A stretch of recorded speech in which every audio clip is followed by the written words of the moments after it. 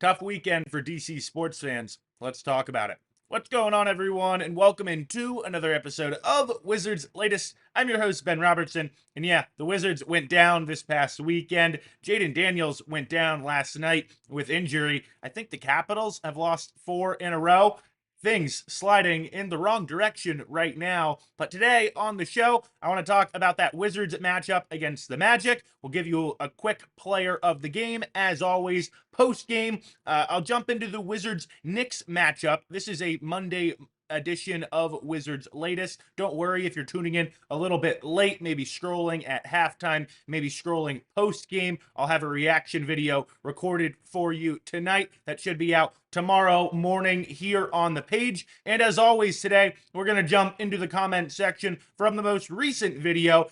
Take a look at your thoughts on that episode and kind of let you have your chance to maybe have your voice heard here on the page. So make sure you're consistently down in that comment section. We'll have a good chance to be discussed here on the show. I appreciate all the support here on the road to 1K. If you haven't done so already, make sure you've hit those like and subscribe buttons down below as well. And you guys, let's jump into that Magic game again. And let me know your thoughts and just reaction down in that comment section today. Really, from the first 6 games of this NBA season, the Wizards now 1-5 after a 125-94 loss this past weekend against Orlando.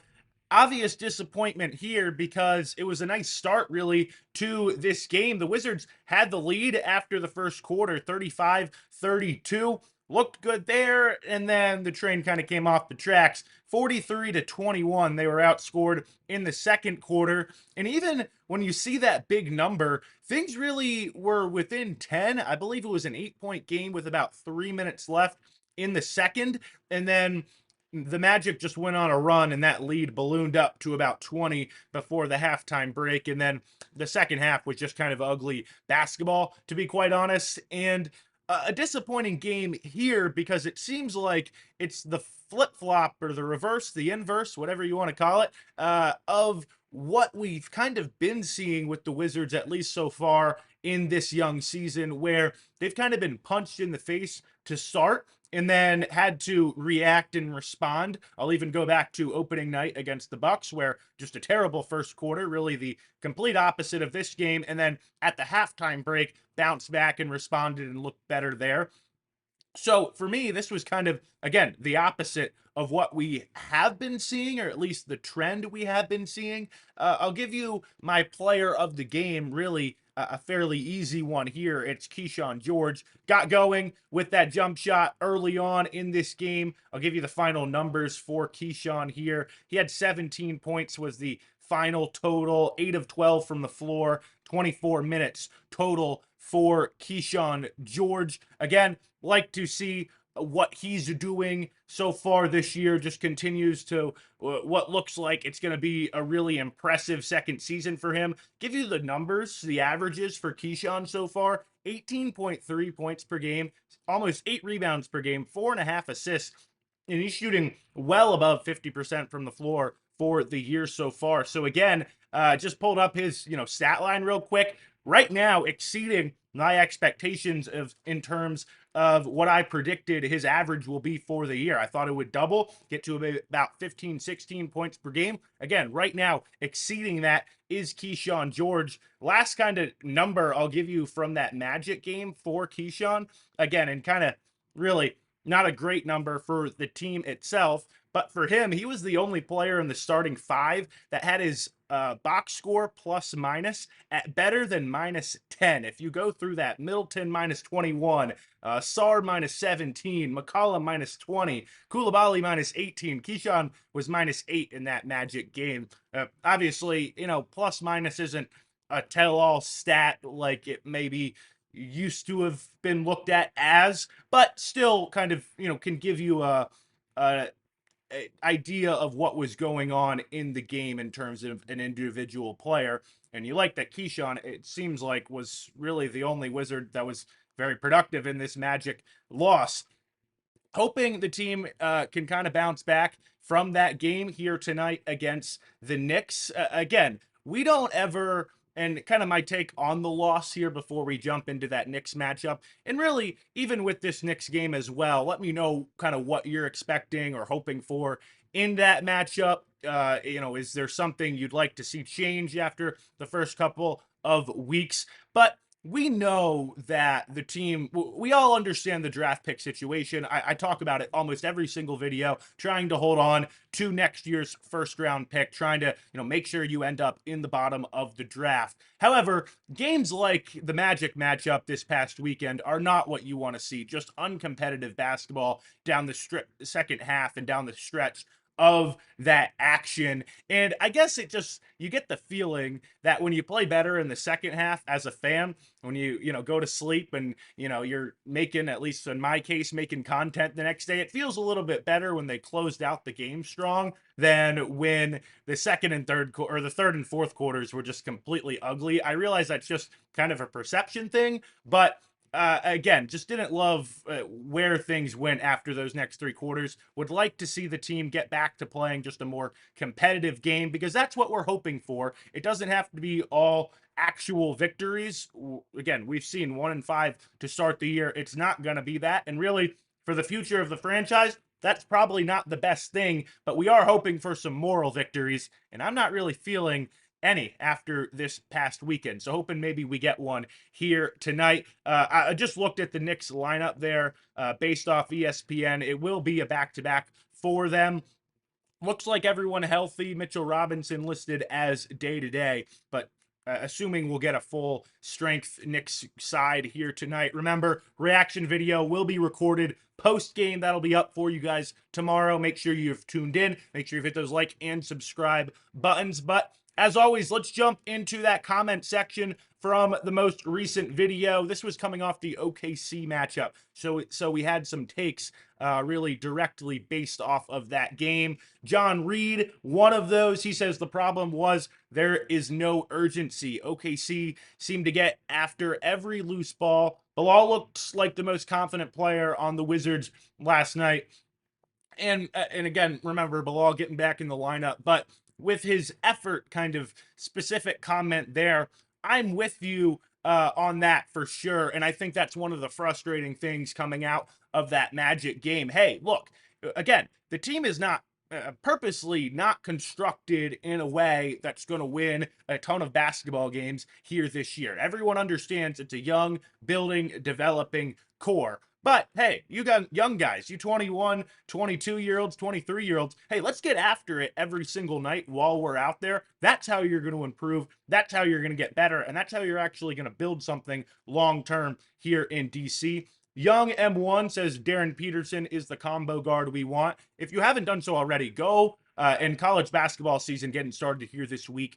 So should have some exciting, news to talk about with some of those prospects at the college ranks. And of course, we're always kind of sneak peeking ahead to, that next year's draft class. But go do yourself a favor. And after this video, after it, of course, if you haven't checked out any other Wizards latest content, or if you're up to date on all your Wizards latest content, go type in that search bar Darren Peterson versus Louisville exhibition matchup about a week and a half ago. He looks awesome.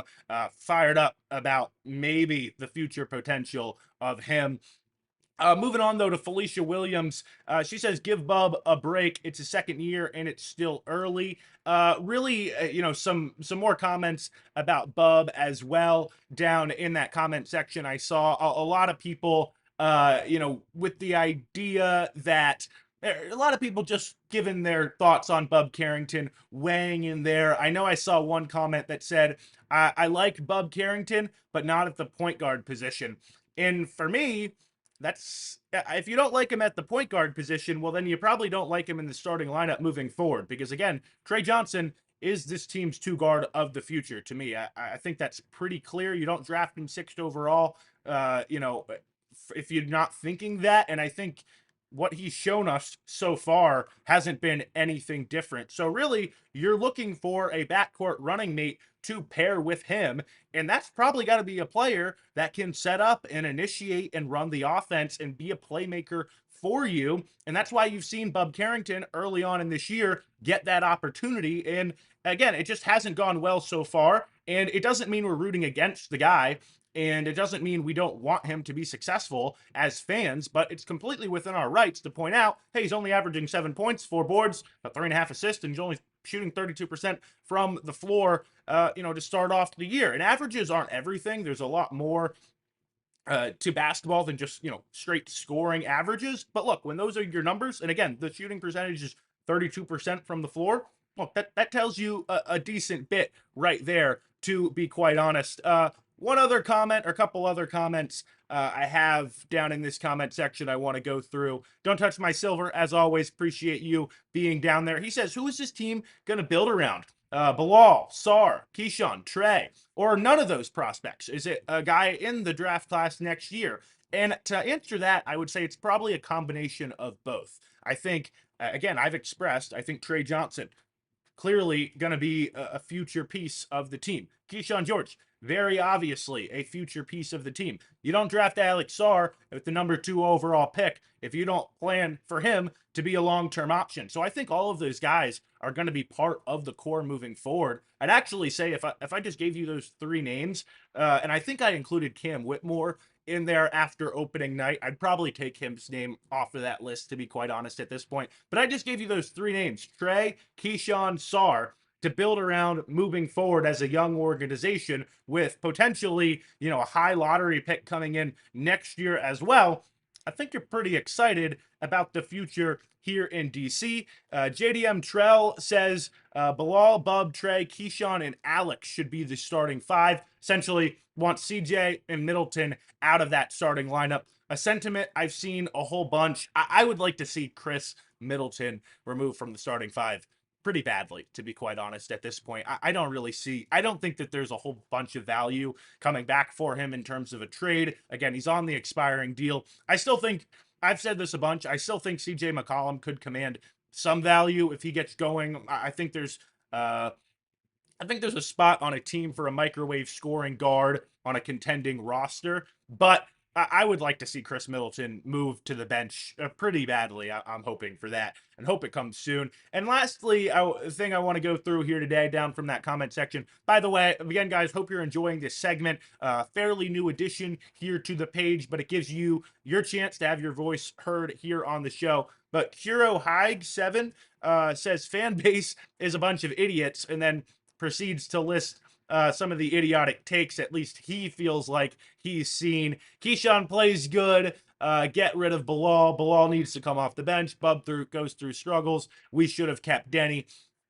I understand what you're saying here about some of the knee-jerk reactions, and hey, it's clearly Bilal's come back and looked pretty solid, and I think it was clearly maybe an overreacting take to say, oh, we should have gotten rid of him after Keyshawn's nice start to the year. But I, for one, right here on the page, was very outspoken, where Bilal has to earn his way back, kind of in that young wing pecking order on here on the depth chart. And I wouldn't say he was forced to earn it back. Of course, came back and was put right into the starting lineup. But I think he's proved, more than proved, that that spot is fair for him to be in. The Denny Avdia stuff with Bub Carrington, I realize you might be a little bit frustrated with Bub's game here currently, myself, slightly included, but I don't think Denny fit the timeline that this team was looking to build on. Again, 22 and younger is frankly the age of player that they were looking for to go into this year. I think Denny is a nice piece. I think, again, especially once he figured out the shooting from outside in the NBA, it was clear that he was going to have a good career. I just think I don't know. I just don't think he's going to be a superstar type player. I think he's a really good role player, and I'm not sure that changes the course of anything here in DC. Frankly, again, with the front office, the goal is it is to stay in the top 8 of next year's draft. And I honestly think Denny probably just hurts your chances there and doesn't really build you a long-term Peace. Again, let me know your thoughts down on anything you've heard here in the video. I guess I didn't switch over to the last side with your comments, actually. But hope you're enjoying that segment. Hope you're enjoying the show. If you've gotten this far, make sure you've hit those like and subscribe buttons. Thanks for watching another episode of Wizards Latest.